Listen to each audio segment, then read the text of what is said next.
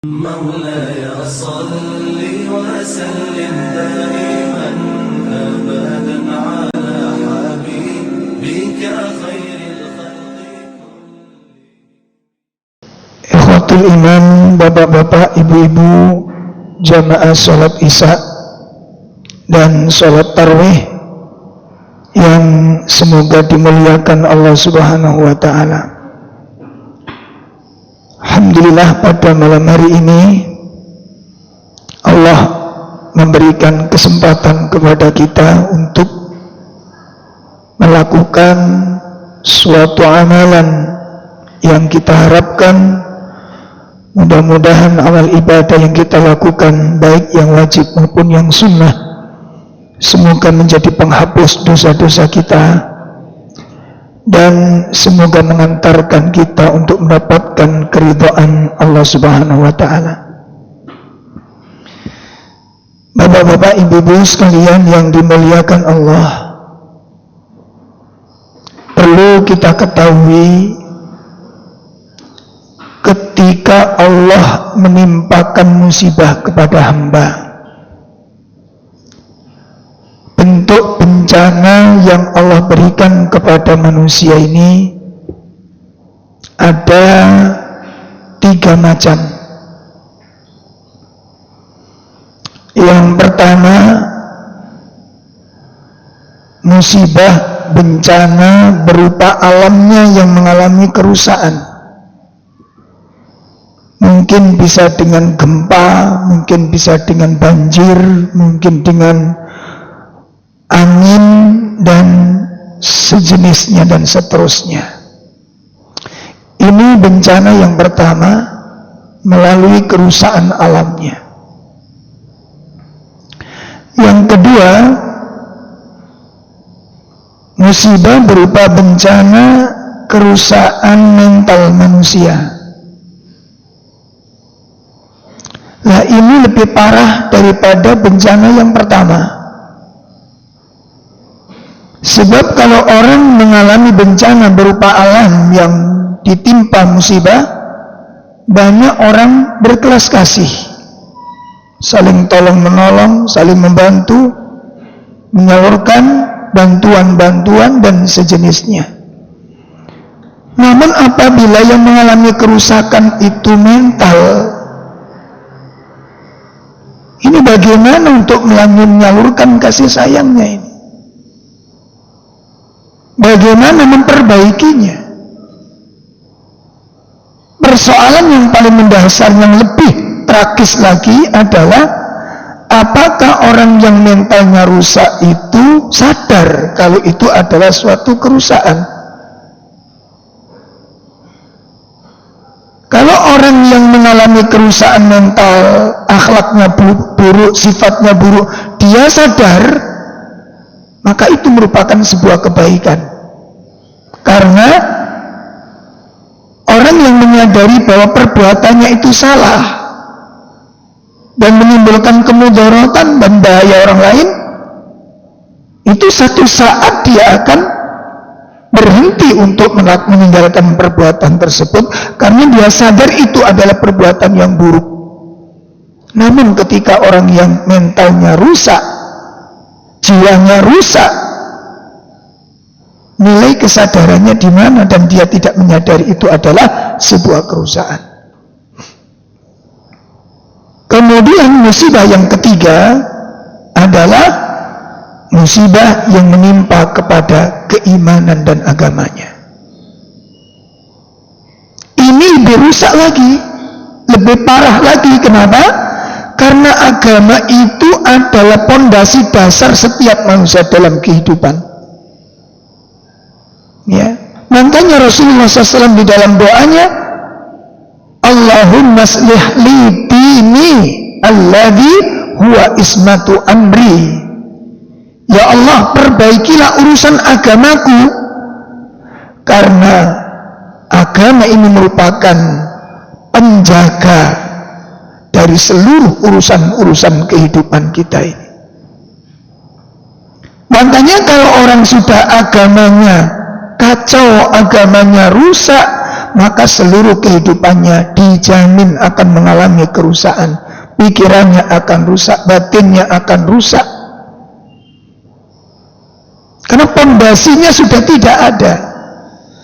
Oleh karena itu, kalau memang di dalam masyarakat kita sudah tertimpa dengan 3 macam bentuk bencana ini, bagaimana cara kita untuk mendapatkan kebaikan dan kemaslahatan agar Allah memberikan pertolongan kepada kita dari 3 kerusakan bencana ini? Yang pertama, hendaknya kita memperbanyak istighfar dan taubat kepada Allah. Itu apabila kita menginginkan kehidupan yang lebih baik. Itu apabila kita mengharapkan perubahan yang lebih baik. Pertama, perbanyak istighfar. Mohon ampun kepada Allah Subhanahu wa taala dan bertobat kepada Allah taala. Kenapa? Tidak ada satu bencana yang ditimpakan Allah dari satu kaum ke kaum yang lain, dari satu masa ke masa yang lain, itu tidak lain disebabkan karena kedurhakaan para hambanya. Mari kita belajar menengok secara sedikit apa yang menyebabkan makhluk Allah yang mulia, yang dikumpulkan Allah bersama para malaikatnya, termasuk memiliki kedudukan minal muqarrabin, makhluk-makhluk yang dekat dengan Allah Subhanahu wa taala, yang waktunya dihabiskan untuk taat dan tunduk kepada Allah, yang waktunya dihabiskan bertasbih, bertahmid, memuji Allah, dirubah oleh Allah, diusir dari Allah ke tempat sejauh-jauhnya tempat dengan Allah taala. Ya, ujian yang setiap hari dilantunkan berubah menjadi kedengkian. Kedudukan yang dekat berubah menjadi tempat yang paling jauh dengan Allah. Posisi sebagai makhluk yang dekat dengan Allah berubah menjadi makhluk yang terusir, terlaknat, terkutuk. Bahkan yang lebih mengerikan, dia dijadikan sebagai pemimpin dari seluruh kesesatan. Siapakah dia? Iblis laknatullah. Lalu apa penyebabnya dia diusir dari kerajaan langit itu? Tidak lain disebabkan karena kedurhakaannya kepada Allah. Satu. Yang kedua, bapak dari seluruh manusia yang diberi kemuliaan oleh Allah untuk ditempatkan dengan istrinya di dalam surga, dan diperintahkan untuk menikmati seluruh kenikmatan di dalamnya, terpaksa diusir oleh Allah, dikeluarkan oleh Allah dari surga yang penuh dengan kenikmatan ke suatu tempat yang penuh dengan masalah-masalah. Beliau tidak lain adalah Nabiullah Adam alaihissalatu wassalam. Apa yang disebabkan beliau dikeluarkan dari surga yang penuh dengan kenikmatan? Tidak lain disebabkan karena kedurhakaan. Lalu apa yang disebabkan kaumnya Nabi Nuh mendapatkan kiriman banjir yang sangat mengerikan, yang tidak ada satu tempat pun yang dihuni oleh orang-orang yang kufur, kecuali banjir itu akan melampauinya dan akan menenggelamkannya. Setinggi apapun dia mencari tempat, seaman apapun dia berlindung, pada hari itu tidak ada yang bisa selamat kecuali orang-orang yang dirahmati oleh Allah. Apa yang menyebabkan mereka ditenggelamkan? Tidak lain adalah kedurhakaan. Apa yang menyebabkan kaumnya Nabi Lut yang buminya dijungkir balikan oleh Allah? Dan di negara kita sudah sempat terjadi kemarin beberapa tahun yang lalu, di Palu tepatnya,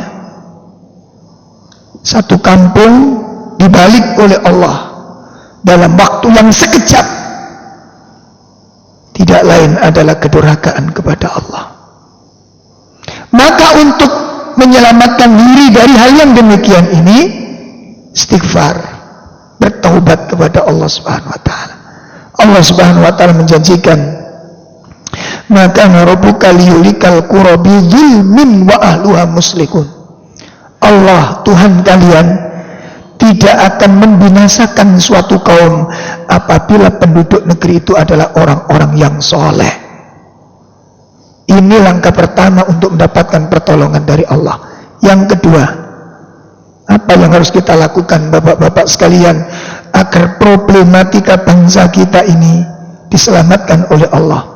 Persoalan yang kedua adalah sejauh mana hari ini kita melibatkan Allah, minta tolong kepadanya, bertawakal dan bersandar bergantung kepadanya. Sudah sejauh mana kita melibatkan Allah untuk mengatasi urusan kita ini? Apabila Allah Subhanahu wa taala menimpakan suatu bencana, wa iyamsaskallahu bidurrin fala kashifa lahu illahu. Allah jelaskan di dalam surat 6 ayat 17. Apabila Allah menimpakan suatu bahaya, tidak seorang pun bisa menghilangkannya kecuali Dia. Lalu sekarang, apakah kita sudah melibatkan Allah dengan melibatkan yang sebenar-benarnya, menjadikan Dia sebagai pelindung kita, meminta pertolongan kepadanya, memohon kepadanya agar Allah mengasihi kita, agar Allah merahmati kita? Sudahkah kita begitu kuat memanggil namanya untuk menolong persoalan kita ini? Kenapa kita demikian? Begitu bergantung kepada Allah, begitu bersandar kepada Allah, karena Dia itu pemilik, karena Dia itu pengatur. Seperti hari ini ketika Allah turunkan hujan, maka hujan turun. Walaupun mendung begitu tebal, ketika Allah izinkan untuk tidak hujan, tidak akan hujan.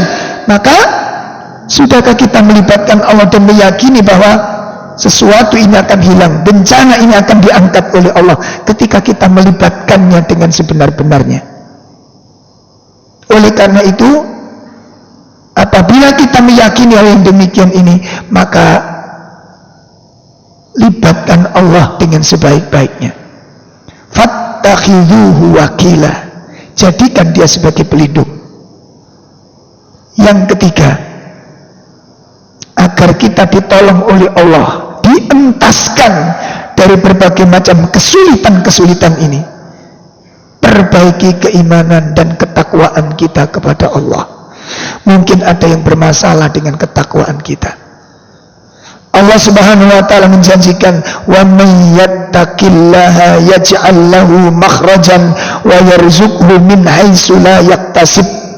Barang siapa yang bertakwa kepada Allah dengan sebenar-benarnya takwa, Allah akan berikan jalan keluar dari setiap persoalan, dan Allah akan berikan rezeki dari arah yang tidak disangka-sangka.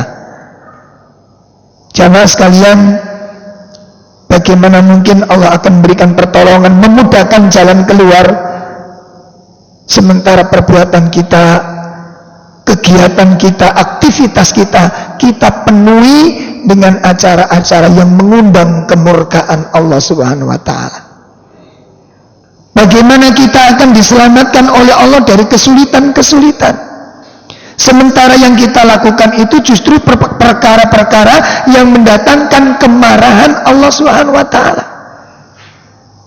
Oleh karena itu, langkah yang ketiga ini, mari kita perbaiki ketakwaan dan keimanan kita, ketauhidan kita kepada Allah Subhanahu wa taala. Allah menjanjikan, dan Dia bukan pembohong, Dia bukan pendusta, tapi Allah adalah innallaha la yukhliful mi'ad.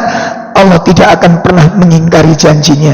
Dengan catatan, mari kita penuhi janji kita kepada Allah Subhanahu wa taala.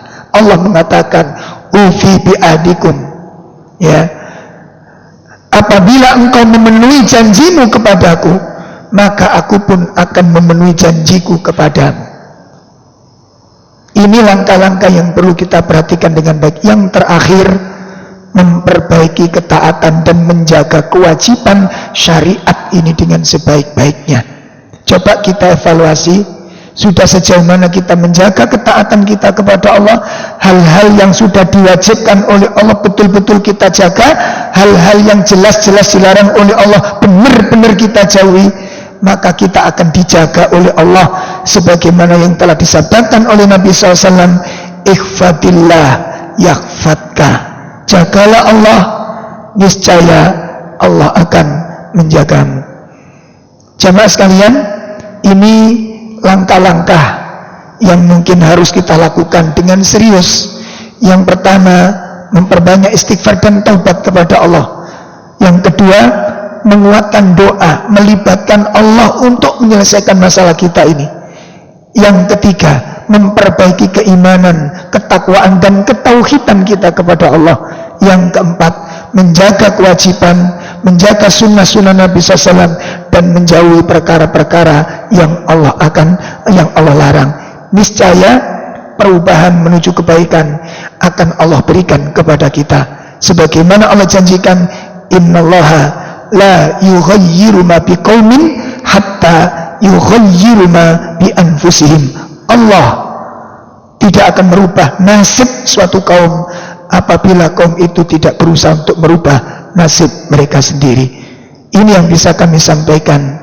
Mudah-mudahan bulan yang penuh dengan keberkahan, yang penuh dengan kebaikan, kemaslahatan, kita bisa memanfaatkan dengan sebaik-baiknya untuk mendapatkan pertolongan dari Allah Subhanahu wa ta'ala.